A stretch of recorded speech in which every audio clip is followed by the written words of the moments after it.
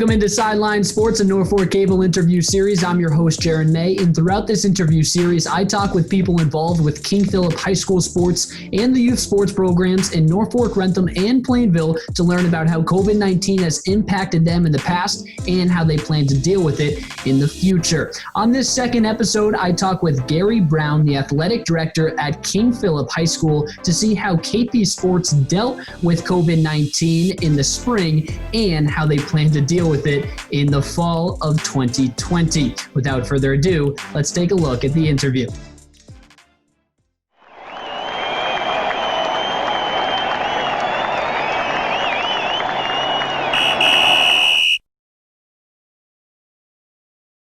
All right, everyone, welcome into another episode of Sidelined Sports, a NCTV interview series. This time around, I have Gary Brown, the athletic director of King Philip Sports. Gary, thanks so much for taking the time.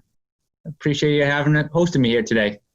So Gary, this should be pretty fun. We're going to do a couple questions about how King Philip Sports got shut down in the spring, and then how they are hopefully going to get back up and running for the fall in this upcoming fall season. So before we get going, I just want to check in with you. I mean, this is obviously a difficult time for everyone. How have you been holding up during quarantine and now since everything is starting to open back up? Doing well, thanks. You know, it's unusual times for everyone, but everyone's trying to make the best of it and healthy. So doing well. Appreciate the question. Of course. So, all right, let's start back in the spring. This past year, obviously, coronavirus is spreading, and you see that on your radar. When do you usually, or like just about what time? Was it early March? Was it kind of February-ish? When did you start to realize, all right, this might actually start to impact King Philip Sports? Well, the league, we were following the data, following the news, and in the beginning, we were hopeful that, we'd have a full spring season, wouldn't have the impact. But as time went on and as we were holding our league meetings every 2 weeks, we knew that there was going to be some sort of impact. So the start date for spring sports was March 16th, and March 12th was our last day of school. So we were planning for a regular season to be optimistic, but knew that as time went on that probably was not going to be reality. Right. So what kind of went into the conversation? So those beginning conversations, who kind of started to get the ball rolling with, hey, maybe we need to shut this down? Well, I think conversations were happening within the district. So within the superintendent, the principal, the administration. So we were talking about the impact to KP specifically, not just athletics, but academics and kind of day-to-day life for the students. At the same time, we're having conversations as Hawk ADs about what this may mean for us. And it started off with little comments like maybe the handshakes at the end of the game will go away. Maybe sharing water bottles will not be the norm. And that obviously evolved as the conversations continued on a daily basis to the impact it had, and ultimately March 12th being the last day of school, and then trying to envision what spring sports could be as more data came out and more information came out from the governor and the state. So were there any other schools when you were having these conversations, were any schools really trying to push a shutdown, or were there, and on the flip side of that, were there also some schools that were just being really, really optimistic and being like, no, let's try to get this in? Well, as a league, we work very well together. We respect each other very well. So we have healthy debate back and forth, talk through the pros, the cons. So I'd say some people are more optimistic, some people maybe not as much, but we continue to work together and understand that on March 12th when we left school, the spring season was not going to be a normal season.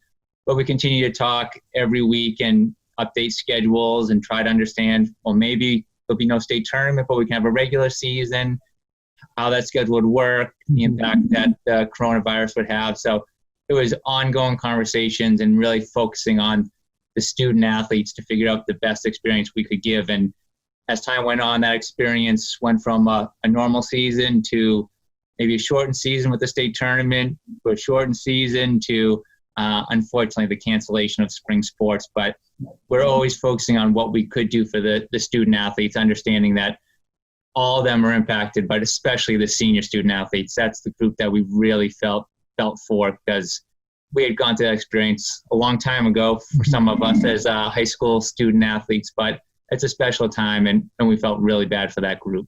So I have to ask, you mentioned that you were a high school student athlete. What did you play in high school? Soccer and basketball, but basketball only because I went to a really small school. I wouldn't be making too many high school basketball teams out there in most schools. Okay. All right. Awesome. Okay. So again, Jaron May with Gary Brown, the athletic director of King Philip here on Sidelined Sports. Gary, when you finally ultimately made the decision that sports had to be shut down, how were the conversations, and kind of how did you tell the coaches and the players and get the word out? Well, what we're trying to do is trying to be as transparent as possible with the students, with the community, because it's a very emotional time for everyone. And again, their day-to-day life is now impacted. We're quarantined. They can't see their friends. They can't participate in athletics. So we were continuing to update coaches on a daily basis. They're the backbone of our department. They obviously are in communication with the students all the time. So we just use our social media platforms. I think, Mrs. Rowe, who is, an amazing woman who is always talking to students, parents. So she's a great resource to try to continue to keep people updated. But we really tried to stay positive, tried to hang on as long as we could. But ultimately, that transparency was important because people were really hoping for that experience. And unfortunately, we couldn't get there. But it was constant communication, so nothing was really a surprise. Well, that's amazing. What was kind of the reaction from at least the parents? Because obviously the students are going to be upset, but they probably will understand. How were the parents? Did you get any angry emails, or were they all understanding of the situation? No, they were understanding. It's a tough situation, but you can't really argue with science and the health and safety. As much as we wanted to have that experience, obviously the health and safety of our students are the utmost importance. So it's something that obviously we were not going to compromise, nor the parents. So I think that they appreciated the athletic department and the school doing as much as possible. I talked about Mrs. Rowe, and she did an amazing job working with the senior student athletes to have a special kind of senior night where, following the rules, socially distanced with masks, having the students come out, working with the KP sports boosters and recognizing them, giving them a banner one last time to walk on the baseball field or the tennis court or the turf and kind of take a picture with their family to try to give them a little experience or a little closure. So it's something that we tried anything to do to make it special for them. That's awesome. I did not know that you guys did that. That's an amazing way to honor the seniors. So, Gary, now let's move forward and look at the upcoming fall season. I'm sure you've already been in contact and a lot of discussions on how that's all going to go down with other athletic directors, with King Philip in the district. Can you kind of give us any type of preview that as of now that you're trying to get going? Well, I'd say I can give you some information, but everything seems to change by the day.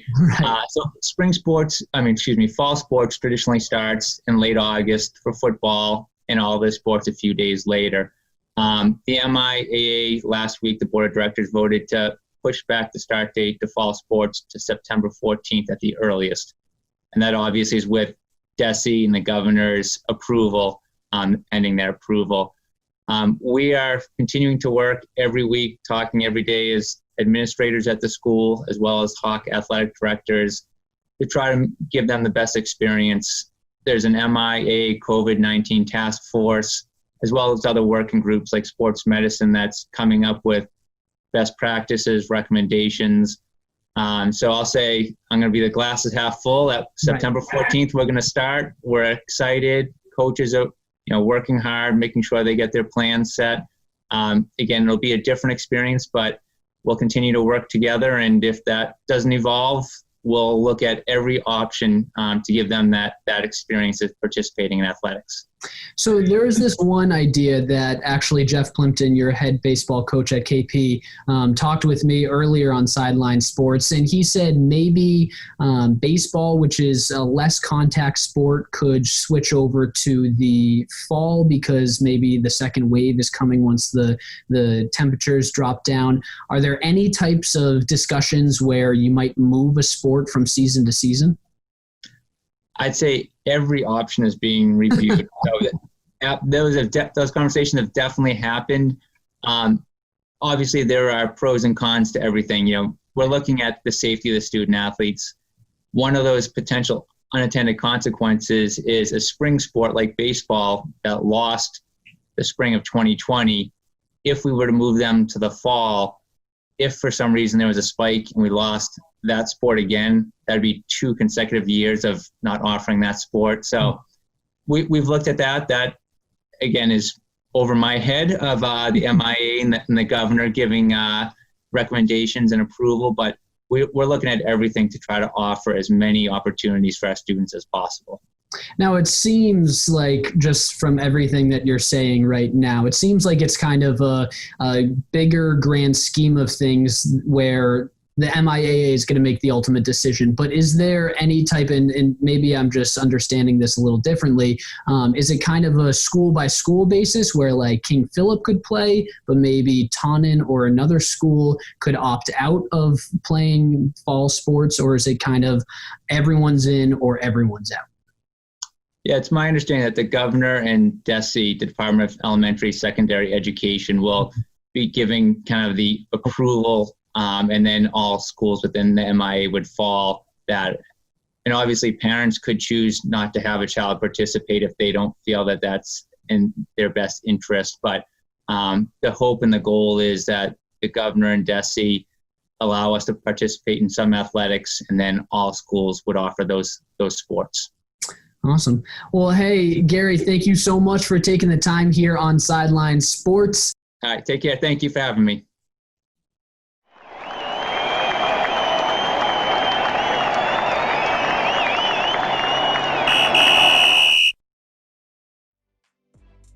Again, a special thank you to Gary Brown, the athletic director at King Philip High School, for joining me here on Sidelined Sports, a Norfolk Cable interview series, episode 2. 2 already in the books. And again, a special thank you to you, all of the viewers, for tuning in for another episode. Make sure you come back as I talk to Coach Lee, Brian Lee, the head coach of the KP football team, next week about how COVID-19 is impacting him in his upcoming season. But for now, Jaron May signing off for Norfolk Cable Television.